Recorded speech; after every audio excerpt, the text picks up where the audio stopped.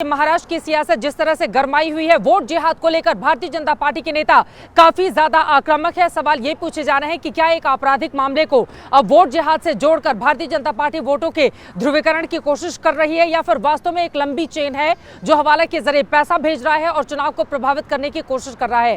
Kirit Somaiya, Bharatiya Janata party के नेता से मैंने एक्सक्लूसिव इस पूरे मामले में बातचीत की। उन्होंने क्या खुलासा किया है, दस्तावेज के वो दावे कर रहे हैं, कार्रवाई की बड़ी बात उनकी ओर से कही जा रही है, जबकि विपक्ष की ओर से भी कई सवाल पूछे जा रहे हैं। सवाल हम दागेंगे, तमाम मेहमानों से करेंगे बड़ी चर्चा, लेकिन उसके पहले किरीट सोमैया के साथ मेरी खास बातचीत सुनिए।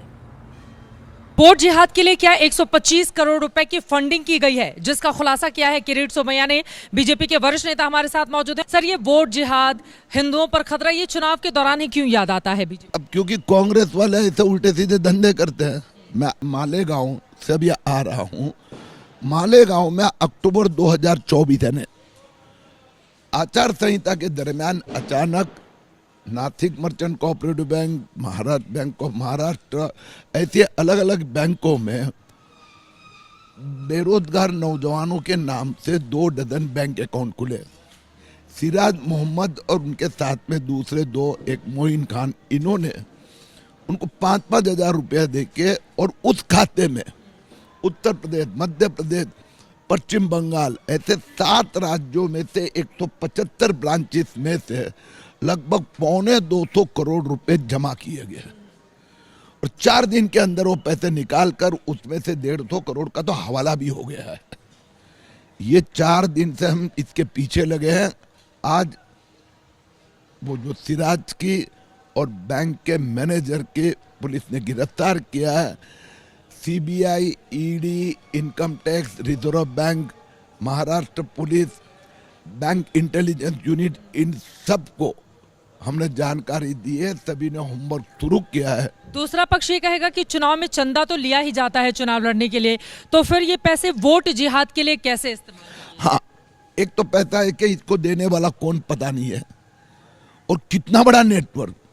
तो इतना बड़ा नेटवर्क या तो राहुल गांधी खड़ा कर सकते हैं या फिर फॉरेन की कोई एजेंसी। दूसरी बात, ये जो पैसा आया भी नॉन ट्रांसपेरेंट, आचार संहिता के दरमियान गया भी नॉन ट्रांसपेरेंट पद्धति से।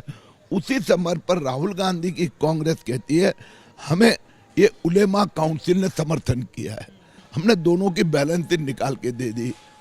जो उलेमा बोर्ड है वो तो पेपर ऑर्गेनाइजेशन है, और वो जो एनजीओ महासंघ है, मराठी मुस्लिम सेवा संघ, सिर्फ बैंक में 500 रुपये है। तो ये पैसे आते कहाँ से?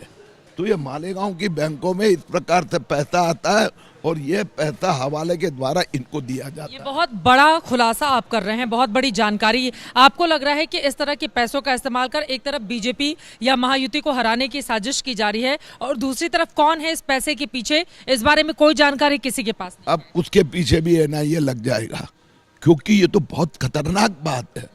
इस प्रकार से पैसा ये यहाँ का है।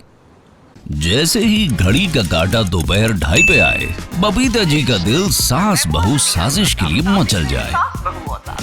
और ये है इनकी बहू, पूरे दिन ऑफिस की टेंशन हो जाए गॉन जब ये करें अपना फेवरेट शो फ्री टाइम पे ऑन। इनकी तरह आप भी देखिए अपना फेवरेट शो अपने टाइम पर और डाउनलोड कीजिए एबीपी लाइव ऐप अपने स्मार्ट टीवी पर।